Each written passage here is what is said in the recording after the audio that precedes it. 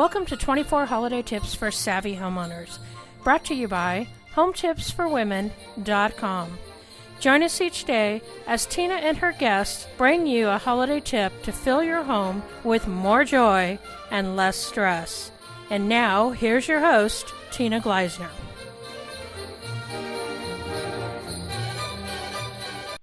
Welcome, everyone, and thank you so much for joining our holiday tips today. I know that everybody loves the holidays, but we also usually try to do too much. And I've learned that planning out your holidays can make a big difference, especially if you follow the 4 Ds. The first one is to delegate, because not everything on your list has to be done by you. The next is to do things together with those you love, friends, family, because you're accomplishing something, but you're also enjoying the people time as well. The next one is probably my favorite. It's really okay to drop things off your list. Just because you've done things for years doesn't mean you have to keep doing them forever. And if you do these 3 Ds, then you should have time for the 4th D, which is to delight yourself, because you should have freed up some time so that you can have fun with activities that are just what you want and need for the holiday season. So with that, I decided to do this series of 24 Days of Christmas and holiday tips with experts from all over. And today our expert is Debra Angiletta, and she is a business coach and strategist working with women starting businesses. Welcome, Debra. Tina, thanks so much for having me here today. I so appreciate spending time with you and your listeners. And so just to get started, would you share what's your favorite holiday activity? Yeah, it's something we do every year, and I get really, really excited over it because, it's really, really hard with the everyday trying to sit down to a really, really nice, complete family meal, right? We're always going 50,000 different directions, especially during the week. And during the holiday season, we carve out one night on the weekend, probably about 2 weeks before Christmas.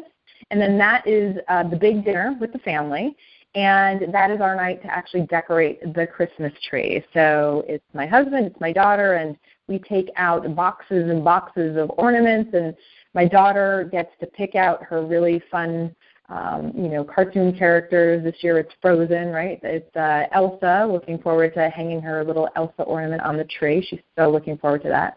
But also looking at the ornaments that we've collected over the years, and our parents have been really, really great to us in giving us ornaments from when we were children. So it's nice to be able to reflect on, wow, when I was a little kid, I remember hanging up, the ornaments at the same age as our daughter on our Christmas tree. So it's just a really, really lovely tradition to be able to come together, spend focused time where we know we don't have to be 50,000 different places, and enjoy a meal together, and then really just cap it off with decorating the Christmas tree and having all of those past memories that you're reflecting on, but also creating new memories with your family at the same time.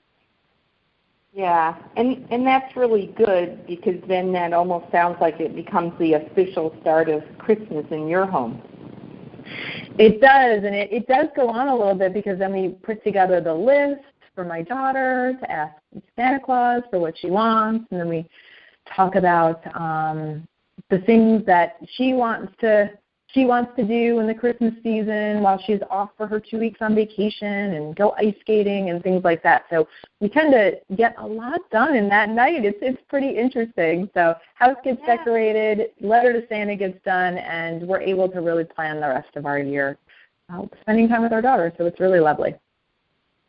So what holiday tips do you have to share with our listeners today? Yeah, over the years, I think one of the best tips that was shared with me that I'd love to share with your listeners is it's really around family traditions. And I know all of us have them, and no matter what they are, whether it's you eat something in particular at a meal, right? Like Christmas Eve around our family was always the Feast of the Seven Fishes, or opening up presents at a certain period of time, or certain family members that always get together at a certain point in time around Christmas, whether it's Christmas Eve, Christmas Day, or we go here or there for dessert or whatever it is.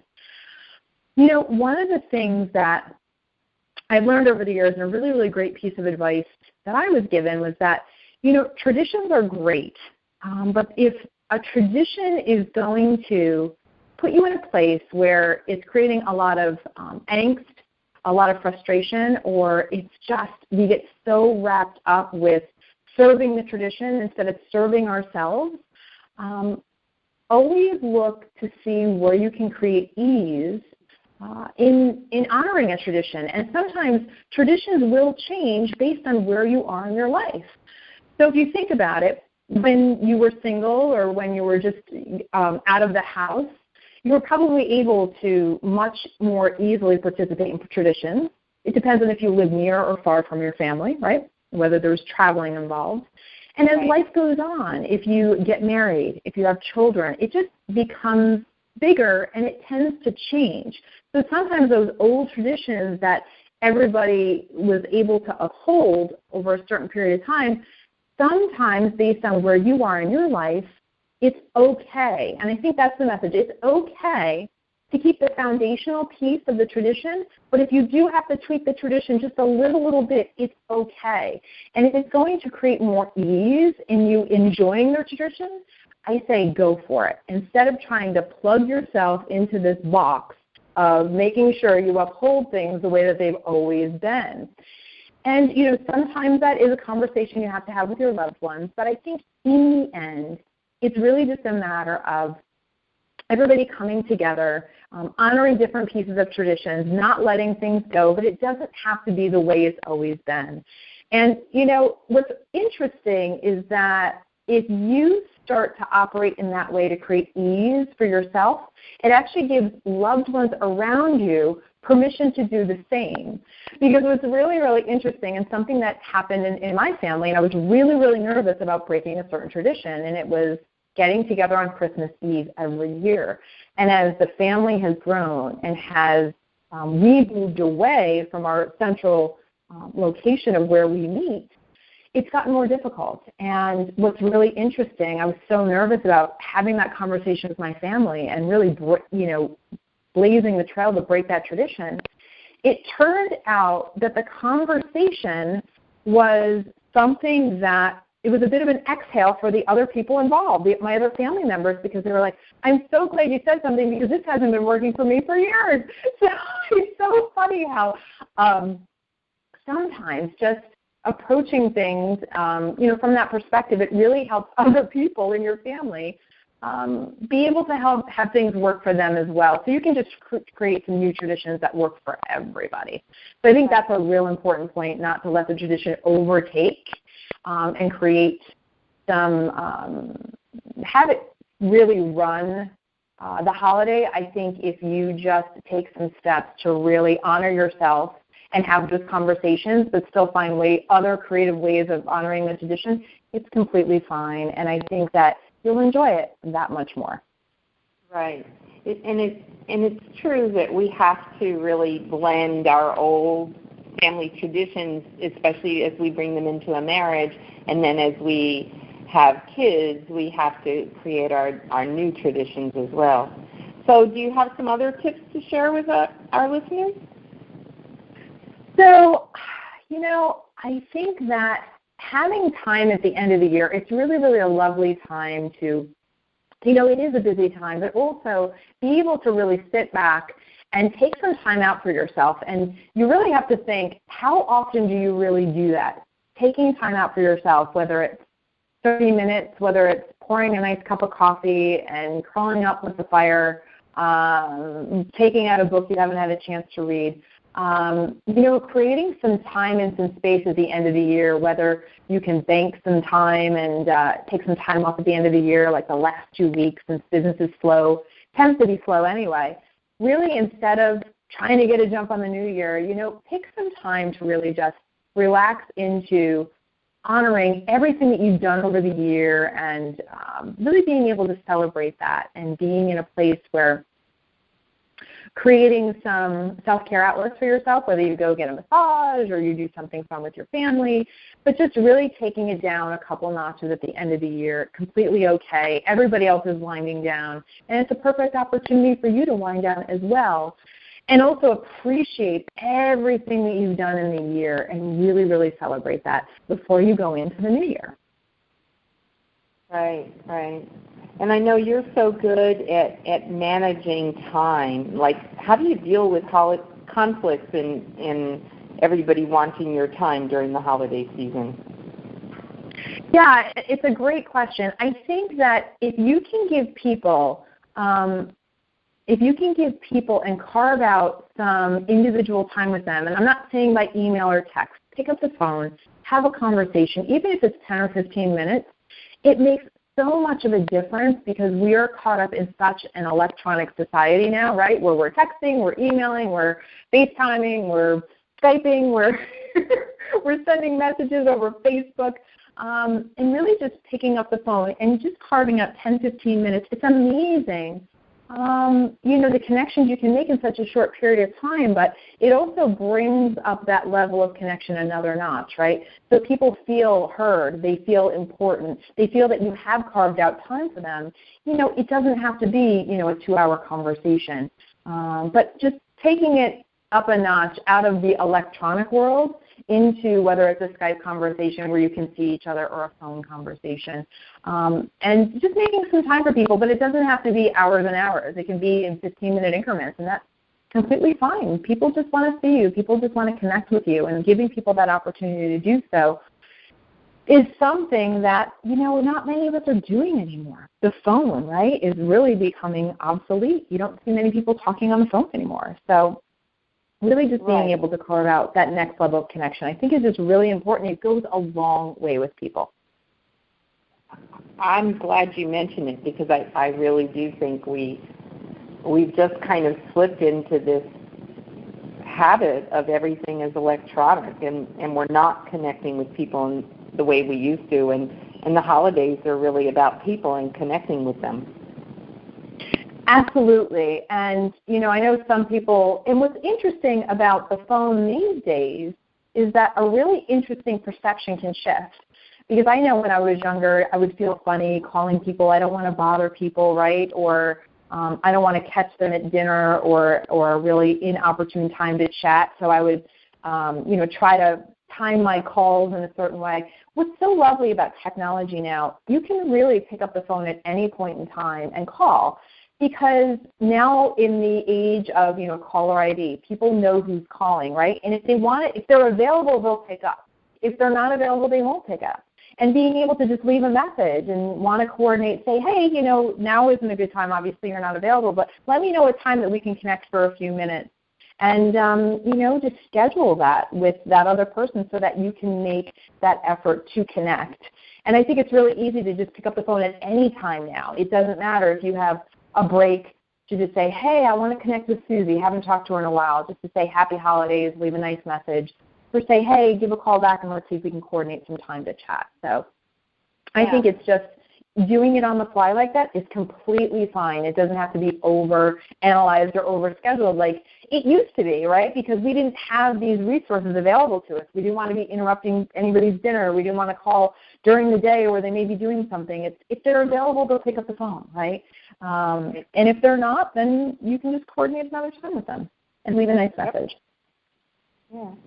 So as we look forward to the holidays, what's the most important thing for you and your family?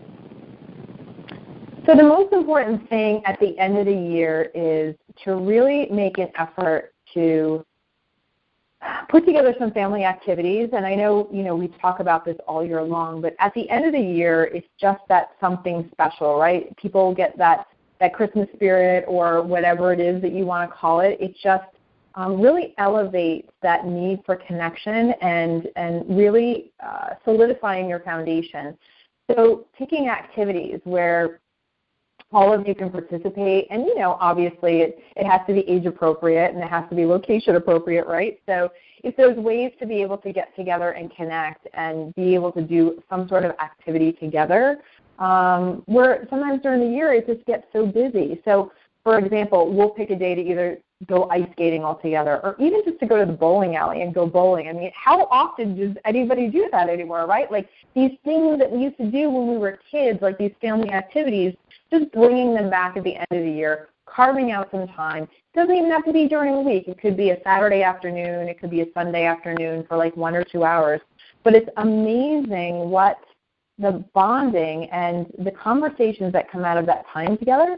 And it could even be as simple as, staying home and bringing out a board game and maybe teaching your children how to play Monopoly or play chess or do something different, or, have them pick something, playing cards. I mean, playing cards was a big pastime from a long time ago that I know my family did. That was always really big after big Sunday dinners.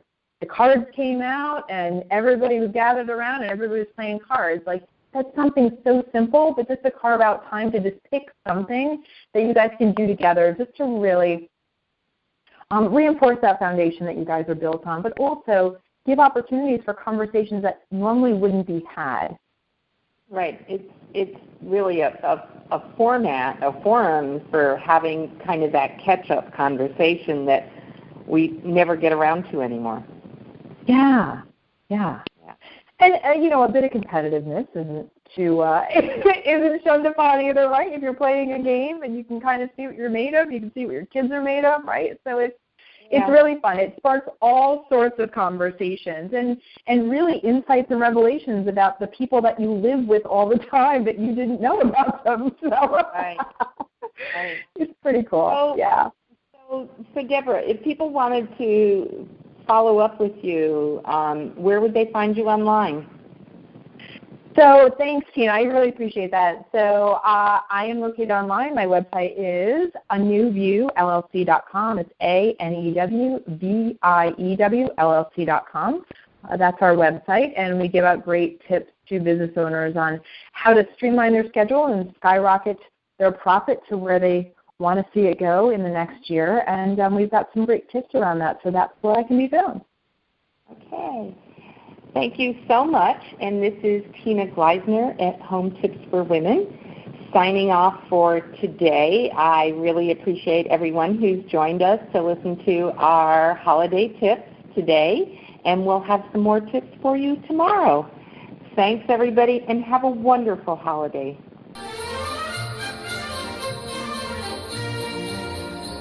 Thank you for joining us today, and we invite you back tomorrow for another Savvy Holiday Tip. Be sure to grab your free gift at SavvyHolidayTips.com. That's SavvyHolidayTips.com.